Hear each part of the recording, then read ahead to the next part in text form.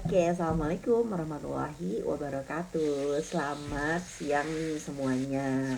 Nah, kembali nih dengan aku Maria dari ISQ Mental Wellness nih. Kali ini kita akan ngobrol-ngobrol bareng nih bersama Coach Ida seputar parenting ya gitu. Jadi sambil nunggu Coach Ida ya join gitu ya, masuk ya. Nanti boleh nih teman-teman yang ikut live nih, yang join ya atau yang menonton live kita di siang hari ini, boleh banget kalau ada pertanyaan ya nanti bisa langsung aja tulis di kolom komen ya, sambil menunggu nanti ini Coach Ida ya. Oke, sambil menunggu Coach Ida. Jadi hari ini kita akan ngobrol-ngobrol bersama ya bareng Coach Ida ya. Oke. Nih aku lagi nunggu Coach Ida ya. Bentar. Yang aku coba untuk invite Coach Ida dulu. Oke, ini Coach Idanya udah ada bersama kita. Ya, oke. Aku invite dulu Coach Idanya. Oke. Bentar.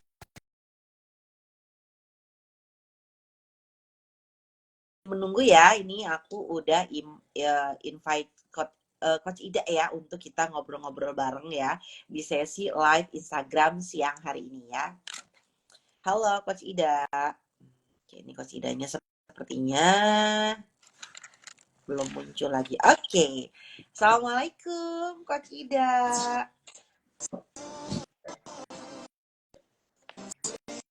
Oke, halo Coach. Sinyalnya sudah bisakah? Oke. Assalamualaikum Coach Ida. Oke, ini nampaknya sinyal Coach Ida lagi kurang oke ya. Ini masih berputar-putar ya kita.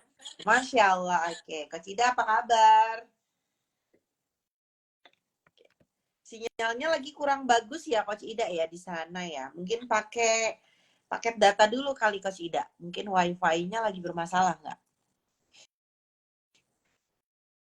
Oke, Assalamualaikum Coach Ida. Oke, halo Coach Ida. Baik, udah jelas. Udah jelas, bagus, sudah bagus Ya. suaranya ya. Apa kabar Coach Ida? Baik, alhamdulillah. Sebenarnya lampunya harus dinyalakan biar terang benderang. Boleh dong, biar terang ya Coach Ida ya. Ya. Boleh, is oke Coach, kita tunggu nih Coach ya. Sampai lampunya terang gitu ya. Nah, gitu udah terang banget nih Coach. Oke, Coach Ida, terima kasih banyak ya hari ini sudah berkenan untuk live IG kembali nih bersama bersama kita nih di SQ Mental Wellness ya gitu. Jadi mungkin saya introduction dulu. Jadi SQ Mental Wellness itu adalah layanan gitu ya yang memberikan jasa coaching dan juga hipnoterapi ya. Kita ada di Menara 165 di lantai 5. Dan Coach Ida ini juga merupakan salah satu coach nih yang ada di YSQ Mental Wellness, dan salah satu skill beliau ini adalah tentang dunia parenting ya, dan banyak buku sekali yang sudah beliau buat ya Coach ya. Nah, namun sore ini kita ngobrol ini aja sih Coach gitu ya, tentang social experience-nya Coach Ida gitu kan ya, selama menangani beberapa klien, dalam tanda kutip ini misalkan kliennya adalah anak gitu ya Coach ya. Nanti mungkin kita bisa ngobrol aja ya Coach ya, kliennya anonim aja nanti ya Coach, mungkin bisa ambil beberapa contoh gitu ya, sampling dari klien anak nih yang pernah datang ke Coach Ida, baik dia datang sendiri ataupun dikirimkan orang tuanya untuk kemudian diajak ngobrol nih sama Coach Ida gitu kan ya, dan kemudian apa hal yang Coach Ida dapatkan, terus kemudian apa yang Coach Ida bisa share ke kami untuk kami juga bisa belajar gitu ya, untuk kami juga bisa menangkap sesuatu yang bisa kami pelajari terutama sebagai orang tua gitu Coach. Ya. Baik, terima kasih. Senang banget ya siang hari ini bisa berdiskusi. Itu saya sejak 20 tahun lalu gitu ya sudah menggeluti bidang parenting. Bermula pada anak sulung saya itu sudah 24 tahun. Oke. Anak saya 20 sejak lahir ya sampai sekarang. Akhirnya Betul. terus bidang parenting ya, ketika belajar coaching, belajar berbagai terapi, makin melengkapi uh, skill ya yang bisa orang tua gitu ya. Dari pengalaman pribadi saya ya, Maria tanyakan case Coach, seperti suaranya apa. agak kecil, Coach, mungkin bisa agak dideketin. Sekarang bagaimana? Nah, udah better, Coach. Ya, sebetulnya kalau saya telusuri gitu ya dengan pengalaman pribadi, andai kata saya tidak belajar juga mungkin akan banyak sekali problem-problem di dalam pengasuhan gitu ya. Karena kan kita belajar Bu Maria dari TK, SD, SMP, SMA, kuliah, kira-kira yang dipelajari untuk yang di dalam rumah atau pekerjaan di luar rumah sebenarnya yang banyak dipelajari. Coach. Di luar rumah ya. Ada yang pelajari dalam rumah, betul. Kita menghabiskan waktu, tenaga, pikiran, biaya untuk sesuatu profesi di luar rumah. Nah, sedangkan dalam rumah seperti menjadi istri, menjadi ibu, ya dianggap hal yang pasti kita bisa lakukan gitu ya, seolah-olah kita bisa menjalankan. Padahal bayangkan kalau kita membuat kue saja kalau nggak belajar gitu ya, bisa bantat nih. Begitu juga dalam mendidik anak, bisa bantat juga, nggak tahu ilmunya. Nah, seperti apa problem-problem yang muncul gitu ya? Salah satunya itu diantaranya seperti ketika memilih jurusan, gitu ya, orang tuanya maunya ini, anaknya ini, memilih sekolah sesederhana memilih sekolah gitu ya. Dan kalau TK biasanya mau aja gitu ya, sudah mulai SMP, SMA gitu ya. Banyak sekali case-nya itu orang tua tuh maunya, sama di lingkungan saya kan banyak muslim gitu ya, kayak ibu yang visinya tuh maunya anak-anak surga gitu ya, sekeluarga pengen masuk surga, pengen anak-anaknya menghafal Quran, kemudian memberikan kota surga gitu ya. Nah, sehingga memaksakan anaknya masuk pesantren, sedangkan belum siap. Ya. Hingga akhirnya bahkan ada yang sudah hafal 30 juz, dan akhirnya berontak, bahkan sampai akhirnya nggak mau sholat, bahkan akhirnya nggak mau agama. Jadi konflik yang muncul itu sekali tentang hal yang baik sebetulnya. Orang tua yang ingin berhasil, ingin sukses, ingin jadi anak yang bukan hanya sukses di dunia tapi juga akhiratnya juga gitu ya. Akan tetapi si anak sendiri mungkin belum memahami atau tidak mendapat atau beda gitu, sehingga akhirnya menjadi sesuatu yang sebetulnya niatan baik tapi tidak tersampaikan dengan baik gitu, sehingga akhirnya menjadi trauma, menjadi bermusuhan. Akhirnya tadi terjadi anaknya nggak mau di kontak sama orang tua dari rumah gitu ya. Betul. Ada anak-anak memaki-maki orang tuanya di media sosial gitu ya, karena tadi perbedaan point of view, perbedaan seperti itu, Maria. Betul, ini menarik ya Coach ya. Sebenarnya konflik itu terjadi sebenarnya disebabkan oleh hal-hal yang baik ya Coach ya. Hal-hal yang baik gitu ya, yang dipaksakan ya sebenarnya. Ya, kemudian akhirnya outputnya jadi nggak baik gitu ya Coach ya. Betul. Ini kayak cukup menarik ya Coach ya gitu ya. Jadi Coach juga dulu pernah cerita gitu kan bahwa sebagian anak gitu ya, kalau misalkan ditanya sumber depresinya dari mana gitu kan ya, nah itu banyak yang menyampaikan tuh dari rumah gitu ya Coach ya. Betul banget. Bayangkan orang tua yang udah ibu yang mengandung selama 9 bulan gitu ya, menyusuinya 2 tahun, menyekolahkan dari pagi sampai malam, ibaratnya melakukan semua itu ke anak gitu ya. Tiba-tiba anaknya berontak gitu. Tentunya bagi orang tua sangat menyakitkan, bagi anak pun juga sangat menyakitkan juga gitu. Itu yang sering terjadi. Jadi sama-sama punya niat baik.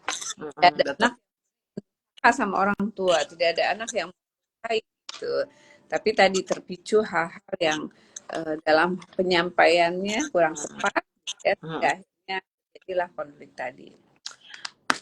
Nah, kalau menurut Coach Ida sendiri nih sebagai pakar parenting juga gitu kan ya, hal apa sih Coach yang sebenarnya tuh kita lakukan sebagai orang tua nih Coach gitu ya, agar tidak salah dalam mengkomunikasikan sesuatu nih Coach? Ya, sebetulnya satu hal ya, orang tua kalau ditanya siapa yang pernah punya pengalaman ya, apakah orang anak yang pernah pengalaman sebagai orang tua atau orang tua pernah punya pengalaman sebagai anak, mana? Oh iya betul, orang tua dong ya yang punya pengalaman Ya, sebagai anak. ya orang tua kan pernah ngalamin jadi anak Betul. gitu ya. Sebenarnya Mm, orang tua tuh tahu sebenarnya gitu ya, apa sih yang diinginkan oleh seorang anak, seperti didengarkan, betul. ditanya, dijudge gitu ya, diberikan kesempatan untuk berpendapat gitu. Itu Mm, biasa orang tua juga menginginkan hal itu. Dia nggak suka kalau orang tuanya otoriter gitu ya. Akan tetapi ketika dia sudah menjadi orang tua, yang dilakukan bukan point of view dia sebagai anak yang pernah merasakan mm, pengen diperlakukan oleh orang tua, tetapi dia mm. mengatakan cara orang tuanya dulu. Dulu Oke. orang tua saya juga begini, dulu orang tua saya juga begitu gitu ya. Mm, mm. Saya nggak protes, saya ngikut aja, terus saya jadi berhasil gitu. Yang Betul, betul. dilakukan adalah mengcopy cara orang tua, tapi tidak merefleksikan dulu saya sebagai anak itu mau diapain. Yang ada Mm, adalah mengcopy cara-cara orang tua yang dia juga dulu nggak suka diperlakukan seperti itu. Jadi mm. ini orang tua harus mengerti di point of view-nya anak gitu ya. Betul, betul. Ingat dulu waktu jadi anak tuh seperti apa sih rasanya diperlakukan seperti oleh orang tua gitu ya. Memang Betul. orang tua yang aduh nggak, ternyata dipaksa-paksa dibentak-bentak. Nanti saya kalau jadi orang tua ini mau begitu. Tapi kenyataannya yang sering Enggak ya. terjadi ulang hal yang karena kan kalimat-kalimat orang tua tuh memprogram pikiran kita. Jadi Oke. kita sungguh-sungguh berjuang ya. Akhirnya jadi adalah pengulangan Oke. pola asuh, pola Mm, berbicara, pola bersikap. Jadi ini harus mm, eh, apa namanya diperhatikan oleh para orang tua gitu ya, untuk jangan sampai terjebak. Biasanya disinilah para orang tua perlu menghadap atau perlu melalui proses ya, mm, seperti coaching gitu ya, mm. supaya Betul. mengendalikan kesadarannya di Oke. hipnoterapi inner Betul. child selesai dan tidak melanjutkan proses pengasuhan yang salah tadi. Oke. Artinya coachnya sebagai orang tua juga kita perlu diselesaikan juga ya coach ya. Ini jangan sampai itu ternyata jadi trauma gitu kan. Betul. Trauma ketika kita diasuh seperti itu, yang diingat seperti itu, maka yang terjadi adalah seperti itu lagi gitu ya coach ya, Betul gitu ya. sekali Ibu Maria. Jadi itu Jadi juga untuk hal yang harus dihilangkan ya coach ya. ya, Betul. makanya ada istilah harus selesai dengan diri sendiri gitu ya. Betul. Harus selesai dengan masa lalu, Betul. karena seringkali masalah bawa gitu kesakitan hati dulu oleh orang tua, Betul. oleh pelaku, dibawa-bawa menjadi cara berkomunikasi dan bersikap pada anak. Jadi menjadi orang tua yang selesai. Jadi dia siap mengemban amanah menjadi orang tua yang bijak, yang bisa memahami point of view. Nah, seperti itu. Oke, ini penting loh, keyword yang aku dapetin itu adalah ya kita harus menyelesaikan dengan diri kita sendiri dulu ya coach ya gitu ya. Baru kita bisa menjadi orang tua yang powerful ya. Orang tua yang juga bisa melihat dari apa namanya POV dari sisi anak gitu ya coach ya gitu. Coach ini menarik sekali ya. Nah ini punten coach nih ada pertanyaan ya di komen gitu ya. Ada yang bertanya dari Ibu Lisda gitu ya. Jadi pertanyaannya nih Coach Ida mau tanya ya. Ketika kita pilih sekolah, kira-kira usia berapa anak itu siap masuk pondok pesantren agar anak kita nyaman dan enjoy menjalani pendidikan di pondok gitu Coach Ida pertanyaannya. Kalau saya lihat ya, belajar dari pengalaman Rasulullah SAW gitu ya, juga dengan tahap perkembangan anak gitu ya. Kalau kita lihat Rasulullah itu usia 12 tahun itu sudah pergi Hmm. berdagang gitu ya. Hmm. Hmm. Udah ikut pamannya Ali bin Abi Thalib Hmm. berdagang Hmm. dari satu tempat, Hmm. bahkan sudah ke luar negeri gitu ya. Betul. Dari negeri Arab. Artinya eh, kalau saya melihat kalau di usia 0 sampai 7 tahun itu kan masih anak usia ya. Kemudian Betul. kalau SD 12 tahun itu dia masih kanak-kanak gitu ya. Dia juga Betul. masih sangat figur orang tua gitu ya. Dari Hmm. pengalaman saya lihat gitu ya, bahkan riset-riset di eh, juga mengatakan bahwa baru setelah di atas 12 tahun gitu ya, anak mungkin bisa siap, itu pun dengan persiapan yang cukup matang ya. Kalau Hmm. saya anak sebelum SMP-nya masuk boarding dari kelas 3 itu sudah keliling mencari Hmm. kelas di pesantren-pesantren, dia dilibatkan memilih, mengamati mana kira-kira yang cocok untuk dia gitu ya. Hampir Hmm. tiap tahun kita selalu jalan-jalan gitu ya, Hmm. bahkan lihat-lihat.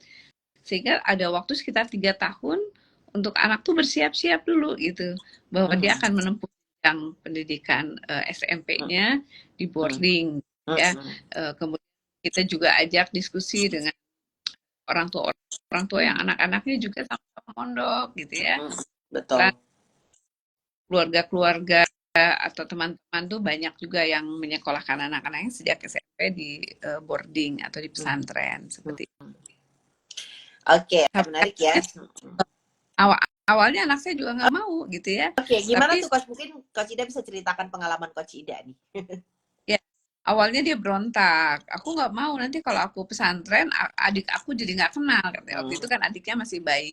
Hmm. Adik bayi nanti nggak kenal sama aku gitu ya. Itu pikir dia waktu pas di SD. Aku nggak mau masuk pesantren katanya. Nanti waktu itu kan kami baru pindah rumah gitu ya. Ini kan baru pindah rumah, aku masih betah di pokoknya pikirannya itu seolah-olah itu akan terjadi dalam waktu dekat. Kita Hmm. menentang aja gitu ya. Terus tadi diajak jalan-jalan, diajak main, kemudian dengan sepupunya juga yang sama-sama orang tuanya pengen pesantren, kita jalannya bareng, jadi dia merasa ada Hmm. temen gitu. Nah Hmm. sampai suatu hari waktu di kelas 5 seragamnya tuh udah agak udah agak pudar ya. Terus saya Hmm. bilang naik kelas 6. Saya bilang, kita beli lagi ya seragamnya. Nggak usah lah Mi, katanya. Aku kan SD-nya, SMP-nya nggak akan di sekolah itu. Loh, Hmm. di mana? Pesantren gitu. Oh, itu berarti udah muncul Hmm. dari keinginan sendiri. Jadi tanpa paksaan. Oke, artinya Coach ya, jadi sebenarnya umur itu ya kurang lebih di 12 tahun ya, tetapi sebelum 12 tahun itu kita sebagai orang tua harus sudah mempersiapkan gitu ya Betul. Coach ya, mensonding-sonding, ngajarin gitu ya, Coach dia mandiri seperti apa gitu ya, ya Coach ya gitu ya. Mungkin kalau dulu Coach Ida ngesondingnya dari kelas berapa Coach, dari pas SD itu? Kelas 4. Nah, Kelas 4 ya, jadi jadi ada waktu 2 tahun kayak Coach ya, betul. eh, Oke. 3 tahun. tiga 3 tahun. tahun Kan ya? Oh, kelas 4, 4, 5, 6. oh iya, oke.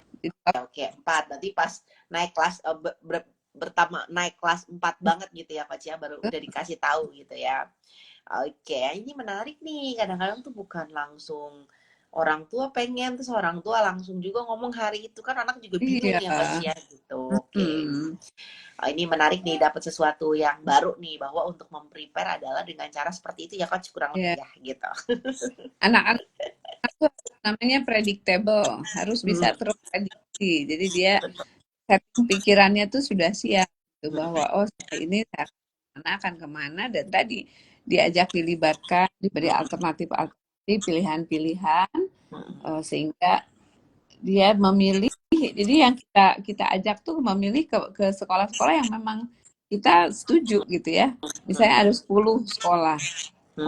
Dari 10 itu yang kelihatannya dari biaya, dari waktu, dari tempat, dari sistemnya 5 ini cocok dengan kita. Jadi milih manapun di 5 ini aman. Ya sudah, kita ajak survei ke 5 itu sehingga ketika dia milih manapun kita sudah tahu itu aman. Jangan sampai Oke. kita kasih pilihan 10, ternyata ketika suka sama yang satu, kitanya malah nggak setuju gitu loh. Gimana nanti anaknya bingung gitu ya. Oke, Itu ini juga tips juga ya Coach ya. Jadi kalau misalkan anak juga harus dilibatin ya Coach ya dalam proses pemilihan sekolah gitu ya. Tapi baiknya sebagai orang tua juga melakukan survei terlebih dahulu gitu kan ya Ya, sebelum akhirnya mengajak anak gitu ya. ya. Jangan sampai anak sudah mau tiba-tiba orang tuanya nggak setuju gitu. Iya, betul. Terus Wah, ini penting banget nih. ada Jadi kayak ini nih Bu Maria, ada mm, orang tua yang oke, pokoknya kamu boleh milih sekolah sendiri nanti waktu SMA, tapi mm, SMP harus sesuai ke ibu ya, atau SD ibu yang pilih, SMP kamu bebas. Tapi ketika sudah waktunya SMP, ternyata si anak tetap nggak boleh memilih gitu. Itu tuh mm, sangat melukai hati anak gitu. Bayangkan dia ngejar satu anak yang ngejar nem tinggi gitu ya, belajar sungguh-sungguh karena dia menginginkan sebuah sekolah favorit gitu. Karena gaji betul. ibunya boleh pilih sendiri. Ternyata ketika gilirannya udah SMA, tetap harus masuk pesantren. Dia rasa Betul, betul, betul. kecewa banget gitu dan orang tuanya menganggap ya pokoknya ini kan baik buat kamu gitu. Itu menimbulkan rasa dendam pada anak. Karena anak kan udah ikhtiar banget gitu untuk udah serius ucapan orang tua dia pegang bahwa SMP oke lah dia nurut apa mau orang tuanya kan SMA nanti dia diberikan kebebasan memilih dan ternyata tetap saja gitu orang tua yang memilih. Oke, Coach, menarik Coach. Coach, sebentar ya Coach, mungkin nanti bisa dilanjutkan sharing.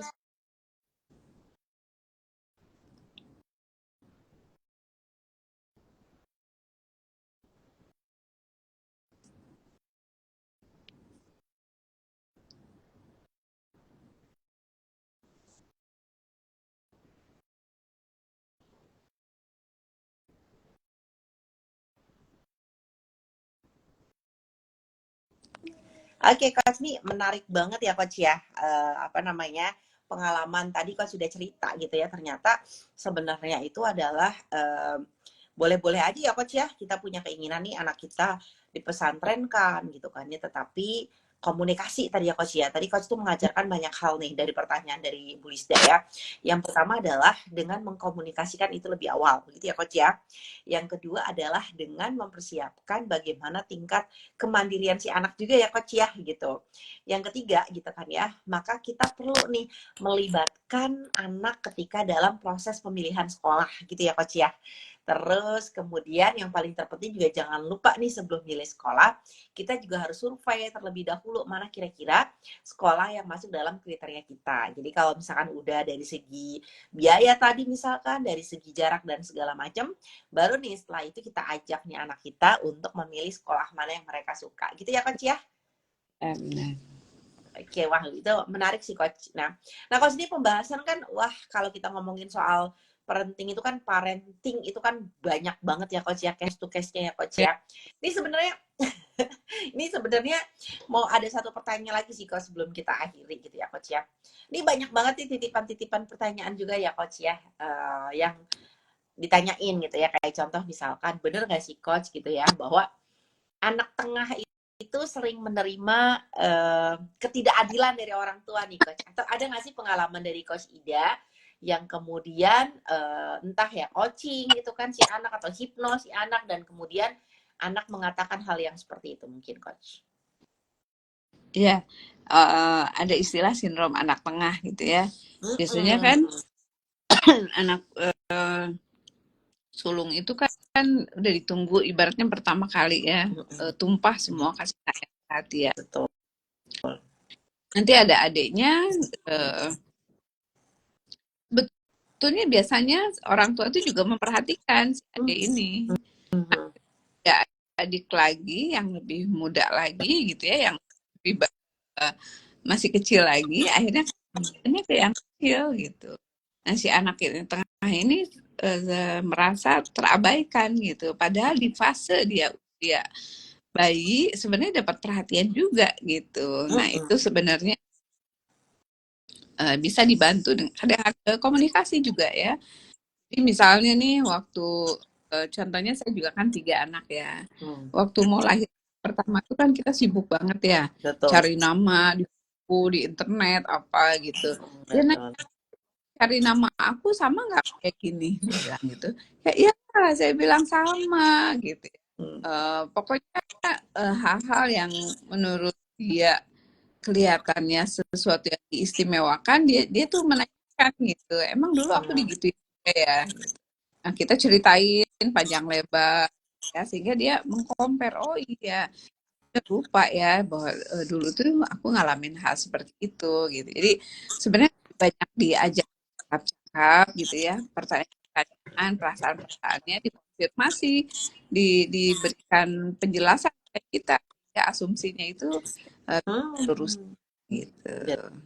Betul, kadang kan mungkin bisa asumsi si anak gitu ya Coach ya, tapi namun dan juga misalkan orang tua tidak mengkomunikasikan misalkan gitu kan ya terhadap apapun yang sebenarnya benar kayak Coach Ida menjadi pertanyaan ya di si anak tengah ini gitu ya Coach ya, akhirnya malah memunculkan konflik gitu ya Coach ya. Nah, ini yang kemudian berbahaya ya Coach ya. Terus, Oke ya. Ini ya Coach, gimana Coach? iya betul betul seperti itu. Mm-mm. Jadi sebenarnya juga salah satu hal sebagai parent gitu kan ya, bahwa komunikasi itu very important ya Coach ya, itu penting Betul, banget ya Coach ya. Ya, betul. komunikasi dengan anak gitu ya Coach ya, apalagi gitu kan ya, dan kita juga sebagai orang tua juga harus memperlakukan anak kita gitu kan ya, seperti dari point of view-nya si anak gitu ya Coach ya sebenarnya Ya, ya gitu. Namun ya, betul. tadi ya betul. Saya juga ini melihat profil picture anak saya. Ya. Hmm. Dia kebetulan sedang duduk di tengah di antara saya sama suami. Terus dia tulis POV kamu anak tunggal. Jadi eh, waduh saya bilang ini berarti tetap aja ya di anak tuh kadang-kadang merasa coba kalau anak tunggal mungkin aku nggak akan eh, perhatian semuanya kepada aku. Mungkin harap boleh jadi seperti itu ya. Nah, Betul, sehingga seperti itu kita pahami sehingga oh ya next mungkin dia perlu perhatian yang fokus lagi oleh betul. orang tuanya gitu karena kan eh, jam komunikasi itu tuh perlu kita baca yang kan isi hatinya gitu Hmm. meskipun saya berjuang supaya terlihat adil supaya terasanya adil. Nah, Hmm. komunikasi memang hal-hal boleh jadi muncul gitu ya. Tinggal kita bagaimana meminimalisirnya aja. Betul, betul. Ya, betul juga sih Coach gitu kan. Itu kan sebenarnya perception-nya si anak gitu ya, jadi anak tunggal. Tapi pas jadi anak tunggal belum tentu juga dia happy nggak punya adik sama nggak punya kakak gitu kan ya. Nah, kadang memang ya benar sih Coach ya, aku setuju sih kuncinya adalah di komunikasi aja ya Coach ya. Gitu. Oke. Wah, ini menarik nih Coach Ida. Terima kasih banyak ya, kita udah ada setengah jam lebih gitu ya ngebahas tentang dunia parenting gitu kan ya, dan banyak sekali nih insight-insight dan juga pesan-pesan dari Coach Ida yang sudah tadi disampaikan gitu ya Coach ya dalam perjalanan diskusi kita nih pada siang hari ini. Oke, Coach, sebelum mungkin aku tutup, mungkin ada yang mau disampaikan dulu Coach kepada para parents gitu kan yang ada di rumah gitu.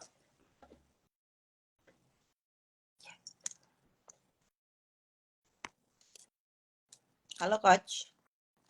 Oke, mohon maaf ya, sepertinya Coach Idanya sedang Oke, sinyalnya. Oke ya, silakan Coach. ya. Tadi bagaimana, Bu Jadi Maria? oke, sebelum Pertanyaannya? sebelum sebelum kita tutup nih Coach gitu ya, mungkin ada yang mau disampaikan oleh Coach Ida nih untuk para parent nih yang ada di rumah. Ya, tantangan itu terus berkembang, terus muncul ya dengan teknologi yang terus eh, semakin canggih, semakin menyediakan entertain, hiburan, gitu ya, Hmm. eh, games, Hmm. tayangan video, sebagainya. Kita sebagai orang tua itu perlu terus mengupdate informasi gitu ya. Dan Hmm. kita juga jangan sampai anak-anak tuh kita tuh bersaing sebenarnya dengan Hmm. berbagai perangkat teknologi ini orang Betul. tua.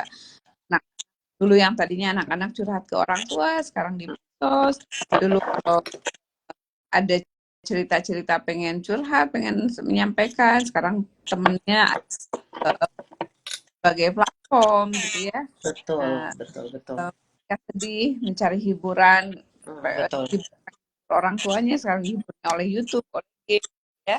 Nah, Mm, sehingga pola pikir kita sebagai orang tua tuh harus menyenangkan, ya, harus membuat anak tuh merasa aman gitu, nggak akan dijudge, nggak akan disalahkan gitu ya. mm, mm, mm, Nah, itu memang skill komunikasi, skill parenting kita tuh harus ditingkatkan sehingga anak tidak menjauh terus dari orang tuanya ya. Itu betul. yang kenapa kita terus harus belajar gitu ya. Jangan sampai Mm-mm. kita anak segala macam tapi itu salah gitu karena anak sekarang banyak belajar, banyak informasi dari berbagai sarana yang ada gitu ya. Nah, di Betul. sini sehingga oleh karena itu juga kita harus lebih berendah Mm, hati kepada anak, mm, saling belajar. Kita bisa mengajari, anak juga bisa kok mengajari orang tua gitu ya. Jangan mm, ego merasa benar sendiri gitu karena anak-anak dengan segala perangkat informasi bisa jadi melalui pinter dari kita tuanya gitu ya. Dan kalau kita sudah take and give, saling memberi, saling menerima gitu ya, ada keseimbangan yang buat lancar komunikasi gitu ya. Si anak nyaman, orang tua juga tidak merasa digurui, wajar kok karena memang pemilik era digitalnya anak-anak gitu. Wajar orang tua juga belajar sama anak-anak, nggak usah malu gitu ya, nggak usah mm. merasa tabu, merasa tabu, padahal ternyata nggak tahu gitu ya, malah nanti nggak ada wibawanya di hadapan anak. Anak. Jadi terus belajar Mm, eh, hal ya. Terus tadi kalau memang kita punya masa lalu yang menimbulkan tindakan-tindakan yang unwanted behavior, perilaku yang kita nggak mau tapi terus terjadi. Misalnya kita mm, tahu saya marah-marah tapi terus nggak bisa nahan marah-marah. Itu bisa mm. kok ditolong ya. Bisa terapi ataupun dengan melalui coaching. Jadi menjadi orang tua yang selesai akan bisa membuat melahirkan anak-anak yang sehat secara mental. Betul sekali. Wah, keren banget nih menjadi orang tua yang selesai gitu ya. Maka akan apa namanya bisa mendidik anak yang sehat ya secara mental juga. Oke, keren banget nih Coach Ida ya. Dan bagi Bapak Ibu nih ya yang memang mau dan butuh nih gitu ya untuk dilakukan coaching atau juga hipnoterapi, boleh silakan langsung aja datang ke Menara 165 di lantai 5 ya. Nah, salah satu coachnya juga nanti bisa dengan Coach Ida dibantu ya Coach ya untuk proses pemulihan, menyelesaikan dengan diri sendiri dulu ya Coach ya sebelum akhirnya apa namanya bisa menjadi orang tua yang baik nih buat anak-anaknya. Seperti itu ya Coach ya. Betul Bu Oke, Maria. siap. Coach, thank you so much ya untuk hari ini keseruan kita diskusi pada siang hari ini. Terima kasih ya. Salam sehat selalu Coach Ida gitu kan ya. Kita tutup dulu nih Iya. Coach Ida live kita di siang hari ini. Sampai ketemu di live berikutnya ya Coach Ida ya. Assalamualaikum warahmatullahi wabarakatuh. Selamat siang Coach Ida. Terima kasih. Ya.